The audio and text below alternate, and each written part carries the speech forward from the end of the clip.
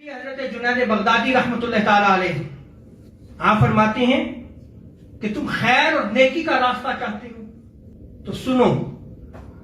سارے راستے بند ہیں، اگر خیر اور نیکی کا راستہ چاہتے ہو تو صرف وہ ایک ہی راستہ ہے،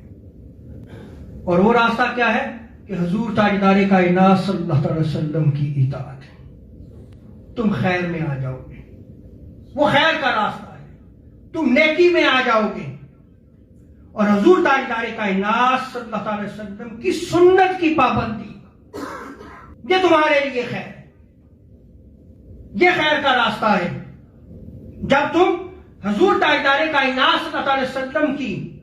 اطاعت اور پیروی میں آ جاؤ گے، حضور کی سنت کی پابندی کرو گے، تو پھر خیر کے سارے دروازے تمہارے لیے کھول دیے جائیں گے۔